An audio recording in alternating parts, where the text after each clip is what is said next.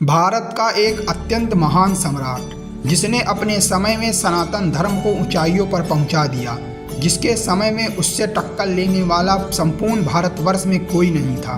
वह विद्वानों और देवताओं को एक समान समझता था, जिस कारण से उसका राज देवताओं से और उसका दरबार सदा विद्वानों से भरा रहता था। आइए जानते हैं भारत के महान सम्राट आंध्र भोज और आंध्र पितामह कहे जाने वाले सम्राट कृष्णदेव राय के बारे में।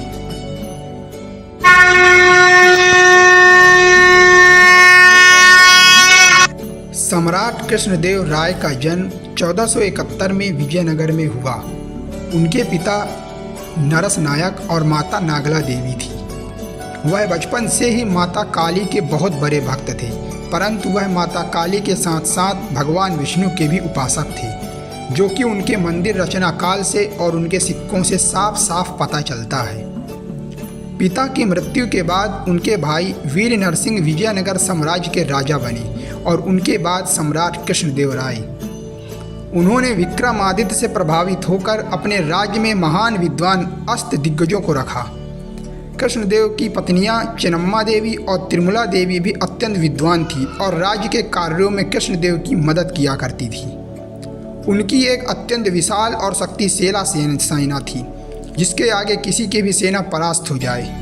उनके पास लगभग 10 लाख सिपाही, 500 से अधिक हाथी और लगभग 1 लाख घोड़े थे, जो हर वर्ष बढ़ते जाते थे। उस समय मुगल साम्राज्य के शासक बाबर ने सम्राट कृष्णदेव राय को भारत का सबसे शक्तिशाली शासक कहा।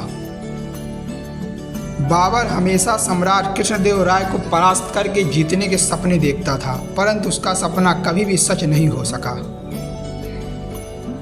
सम्राट कृष्णदेव राय तुर्कों के बहुत बड़े शत्रु थे, इसीलिए कवि तिमन्ना ने कृष्णदेव राय को तुर्कों का विनाशक कहा है।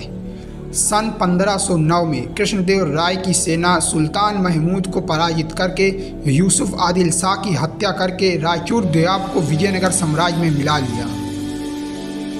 दीदार, गुलबर्ग और बीजापुर को विजयनगर में मिलाने के बाद सम्राट ने यवनराज स्थापनाचार्य की उपाधि धारण की। सम्राट कृष्णदेव राय ने गणपति साम्राज्य के शासक प्रताप रुद्र को अत्यंत बुरी तरह पराजित करके उसको बंदी बना लिया, परंतु प्रताप रुद्र ने अपनी पुत्री जगन मोहिनी का विवाह कृष्णदेव राय के साथ करके समझौता कर लिया, जिसके बाद सम्राट कृष्णदेव ने प्रताप रुद्र के साम्राज्य को उसे वापस लौटा दिया।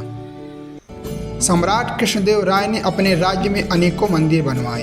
विजयनगर के मंदिर केवल धार्मिक रूप में ही नहीं, आर्थिक, राजनीतिक और सामाजिक रूप में भी अत्यंत महत्व रखते थे। कृष्णदेव राय महानवमी दिव्य नाम का एक महान मंडप का निर्माण करवाया, जिसमें नवरात्रि का त्यौहार अत्यंत धूमधाम से मनाया जाता था। इससे यह पता चलता है कि सम्राट कृष्णदेव राय माता के कितने बड़े भक्त थे और उनके राज्य में माता काली के प्रति कितनी प्रसिद्धि और धार्मिकता थी। उदयगिरी का युद्ध जीतने के बाद सम्राट कृष्णदेव ने बालकृष्ण मंदिर का निर्माण करवाया।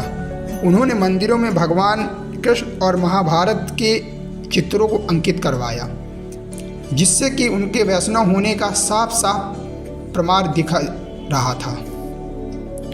इन सब के साथ कृष्णदेव राय ने कृष्ण स्वामी हजारा, रामा स्वामी और विट्ठल स्वामी के मंदिरों का भी निर्माण करवाया। तमिल साहित्य के महान लेखक हरिदास और भारत के महान संत वल्लभाचार्य इन्हीं के दरबार में रहते थे। सम्राट कृष्णदेव राय ने अपने जीवन में अनेकों अलग अलग भाषाओं में ग्रंथ लिखे। उन्होंने तेलुगु भाषा की महान साहित्य अमुक्तमाल्यात को लिखा, जिसमें उन्होंने दक्षिण की मीराबाई कहे जाने वाली अंडल के बारे में लिखा। उन्होंने संस्कृत में रसमंजरी और जाम्बवती कल्याण जैसी अद्भुत पुस्तकें लिखी और कन्नड़ भाषा में महान ग्रंथ कृष्णदेव दिनचारी को लिखा। सम्राट कृष्णदेव राय की भक्ति, धर्म के प्रति निष्ठा, पराक्रम और उनके महान कार्यों को देखकर उन्हें अनेकों उपाधियां मिली, जैसे आंध्र भोज, आंध्र पितामह, कर्नाटक रत्न सिंहासन ईश्वर।